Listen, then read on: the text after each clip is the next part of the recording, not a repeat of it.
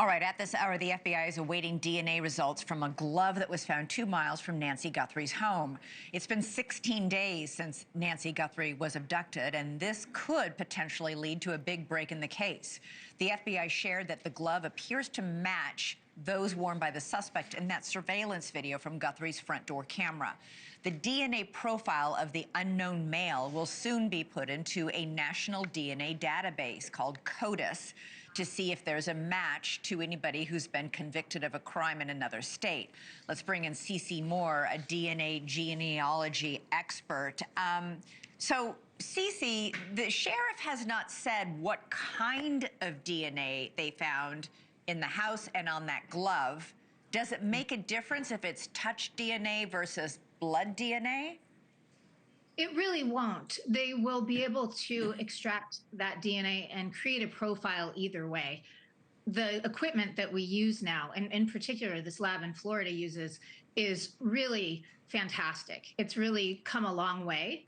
And so I would be confident that regardless of the type of DNA, that they will be able to generate that full profile. So the Florida lab that Pima County Sheriff's Office uses and has used for many years will then give the FBI these DNA results. The FBI will run it through CODIS, right? Or did you say there actually might be some restrictions because the DNA was found on a glove that was 2 miles from the crime scene, not in the crime scene? Well, I don't want to second guess anyone. If the FBI has determined that they feel that it's more likely than not the same glove, then there shouldn't be an issue. It's just that the FBI has very strict regulations around CODIS, and typically you wouldn't be able to put DNA in there unless you were, pretty strongly believing that it is tied to that crime. So they may have other reasons. Yeah, I think they believe it. I think they believe there's a very good chance of that. Okay, so everybody in CODIS has been either convicted of a crime or in some states arrested on suspicion of a crime. There's also DNA from unsolved crimes in this data bank. But if this person, if this DNA doesn't match anybody in CODIS, the search doesn't end there. Could the FBI find a link by using genealogy websites like they did in the Brian Kohberger case or the Golden State Killer case? Absolutely. And I suspect they are doing parallel analyses right now in order to not waste any time. And that's another reason that it was actually a good decision to send it to DNA Labs International, in my opinion, because they have the capability to create that SNP profile that we need for genetic genealogy. The FBI doesn't have that in-house. They always have to send that out to a third party. So this way, like they apparently did in the Kohberger case, they can be working both of those analyses at once. And then as soon as they don't get a hit in CODIS, they can really focus their attention on the genetic genealogy portion.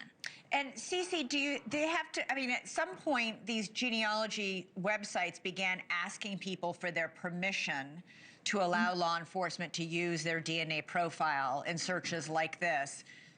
Do they only have access to people who checked yes?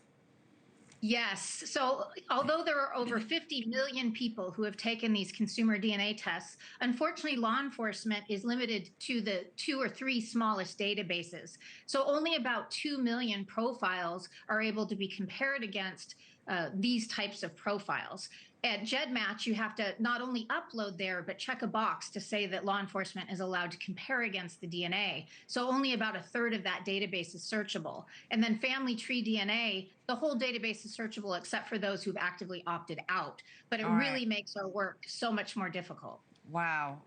Fascinating work. CeCe Moore, I'm sure we will have more conversations with you as this DNA testing continues this week. Thank you so much for coming on. Appreciate it. Thank you for watching. Subscribe below and download our NewsNation app right now on your phone, and you will get fact-based, unbiased news for all Americans.